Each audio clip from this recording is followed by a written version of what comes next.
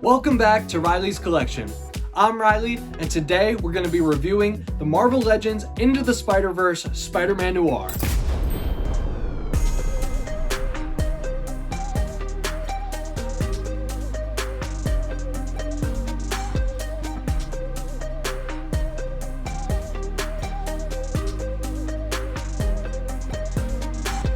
Okay guys, so before we talk about anything else with this guy, let's just talk about the aesthetic.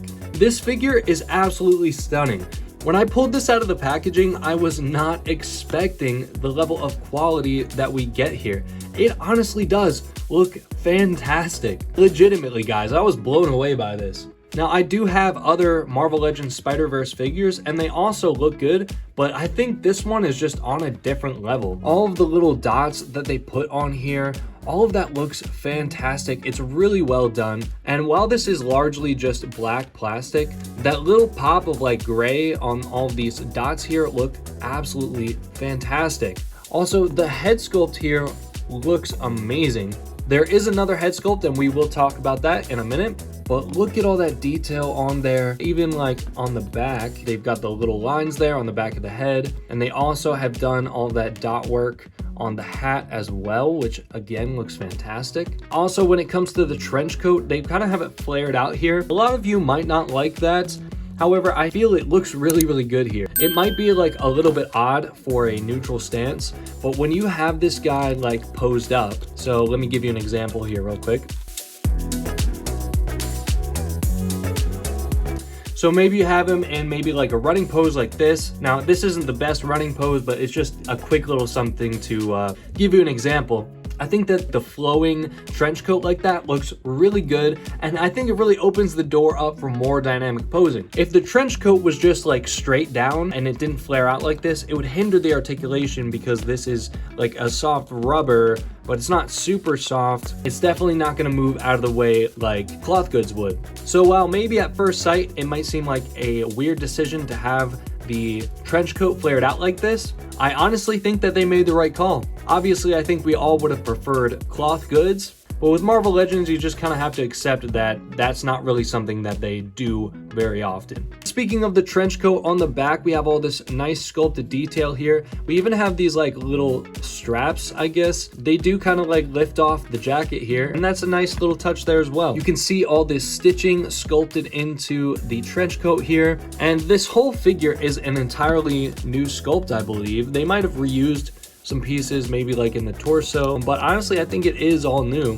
You can even see like his little turtleneck right there. But yeah, this figure is an absolute looker. And then moving on to the accessories here, we do have one alternate head and it does look really good, although I feel they probably could have just made the hat removable and negated the need for the second head entirely. But it is there and you do have the option. And then the only other accessory that you get with this guy is his gun right here, which I was actually really surprised to see that they included a gun. It seems like with Marvel Legends, sometimes they really don't want to give guns with stuff that I feel like actually needs guns, and then other times they decide to give us the gun. I don't know, but I was honestly kind of surprised about that. But yeah, those are the only two things that you do get with this guy. It's going to be this head and that gun. I really do feel like they could have made the hat removable, gotten rid of this head entirely, and then given us like an extra set of hands or something like that, because as it stands, he only has 2 trigger finger hands. And so you're not going to be able to do any thwipping or wall crawling or anything like that, which is super disappointing. This is a spider person. He should come with spider people hands. At the very least, I think he should come with the thwipping hands.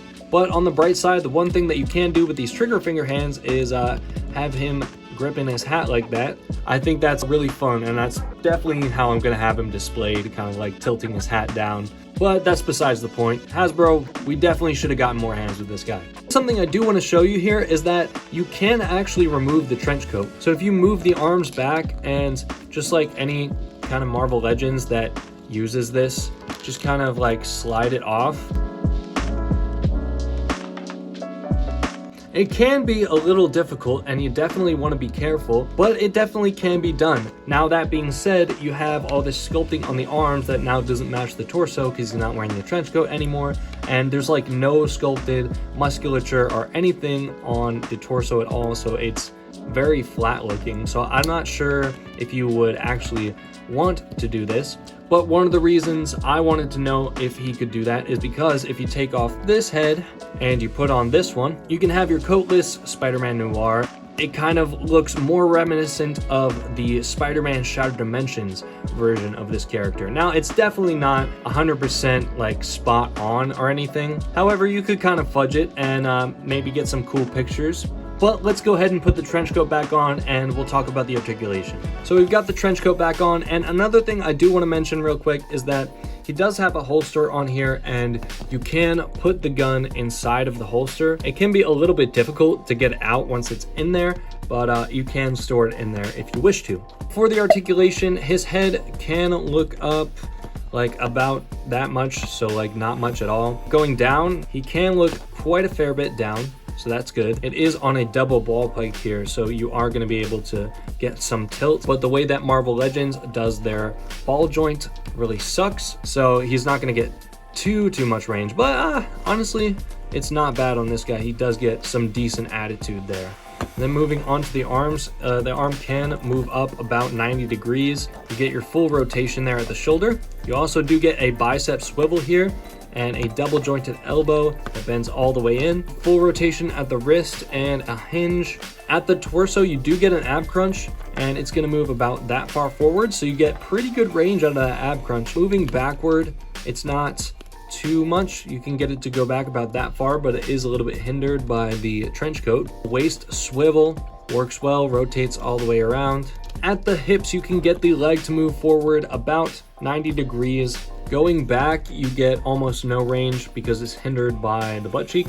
For the splits, it's not really even close to the splits, but it'll probably be more than enough for what you're going to want to do with this guy. Just don't expect him to get into any low crouching poses. Thigh cut, that rotates all the way around, and you get your double jointed pinless knees, and also the arms are pinless as well. So fully pinless here. However, the knees don't bend in that much. That is really disappointing. So yeah, that really stinks. Hinge at the foot moves down all the way that way, moves up about that much, decent amount. Ankle rocker from side to side. And here is Spider-Man Noir next to some other Spider-Verse characters. We have the Marvel Legends Peter B. Parker and the Marvel Legends Gwen Stacy. He looks great next to them. They all scale really well together, as they should, because they're all part of the same line. And I'm very happy to be kind of filling out my Spider-Verse collection more. I still need to get the main character though. And just in case you want to fudge him into your 616 display, because this is probably the best Spider-Man Noir figure we have right now, here is the Marvel Legends Extremis Iron Man and the Marvel Legends Ragnarok. And they look really good together. I really do think that this Spider-Man Noir can pass for a comic book version of him. And I believe there's only one other Marvel Legends Spider-Man Noir, and that one really isn't that great. So if you want a Spider-Man Noir on your 616 display, I would say yeah, go for this one. He'll fit right in. And just in case you're like me and you're a Spider-Man Shattered Dimensions fanboy, here is the Mezco Spider-Man 2099 and the Mafex Symbiote Spider-Man. And again, I think they do look good together. I think they do scale pretty well. I think that they could definitely work for a Spider-Man Shattered Dimensions display. So guys, I just wanted to talk about him really quick because again, I was really blown away by this guy when I bought him the other day. This was one that I wanted when it got announced. However, I kind of passed on it because I had a bunch of other pre-orders at the time. But now that I've gotten the chance to come back around to it, I really do like this figure a lot, and I'm really glad I have it in my collection now. If you're on the fence about this figure, whether it be for your Spider-Verse display or for your 616 display,